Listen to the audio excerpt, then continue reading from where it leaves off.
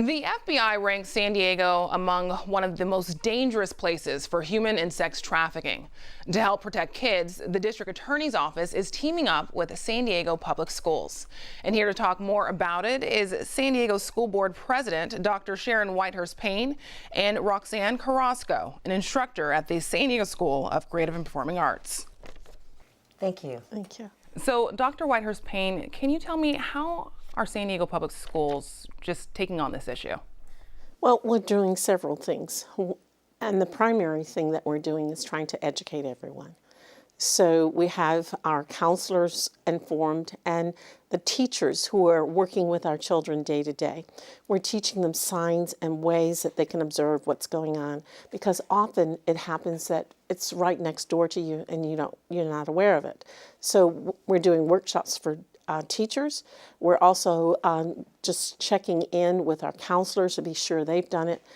Throughout the system, we're doing trainings so that folks are aware of what's happening with human trafficking. And Ms. Carrasco, you're an instructor at SCPA, and can you tell me about the play Trapped, which tackles the issue of human trafficking, how it all came about? Yeah, it was really interesting. The Department of Justice, alongside the San Diego Human Trafficking Task Force, which is a group of people at the state, local, and federal level that team together to basically catch people in human trafficking, came to us with an idea of, could we produce a play written by students for students to create awareness on the stages that happen in human trafficking? As an instructor of theater, I thought, yeah, I have students that can write this if I team with the right English teacher, and I have students that can act this. So the principal and I decided that it was going to be the wise choice for us to take on this project. So we spent all of fall into early spring developing it with an advanced English class and a professional playwright. We used the 8 stages that the task force presented to us of how a victim is pulled into the trafficking ring. It was upsetting to read. The 8 stages are so minor that you don't even realize that your own child could be falling victim to those. So I asked for more support, and the task force came back and did seminars and workshops with our teachers and our students to help them understand the gravity and how deep this goes, and how to identify in case you're being lured in, but also how to identify if your friend or classmate, is falling victim to it. And how does the content from Trapped compare to what the students typically perform? I would imagine this is a very serious, timely, heavy issue. So normally the students that were involved with this perform musical theater, sometimes deep, sometimes light material. The students at first were a little reticent because they weren't getting to sing and dance. But the techniques that we use in musical theater are a little more on the forefront, a little more indicative, not as naturalistic necessarily as straight theater. So to switch into a more informative youth theater presentation was very easy for them.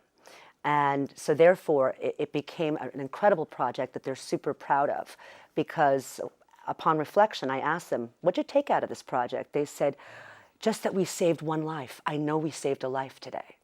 And for me, that was win-win, and for the district as well. We could see that there was an impact immediately after the performance went on. Even during the performance, I was there during the premiere event, we could hear the students in the audience. They were engaged.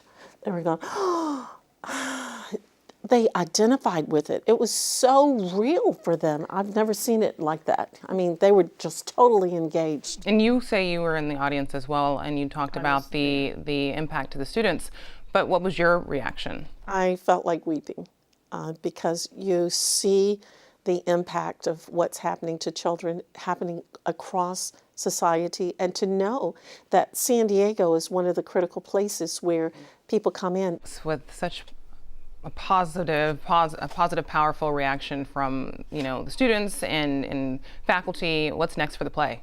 What's next is exciting. We're going to take it on the road.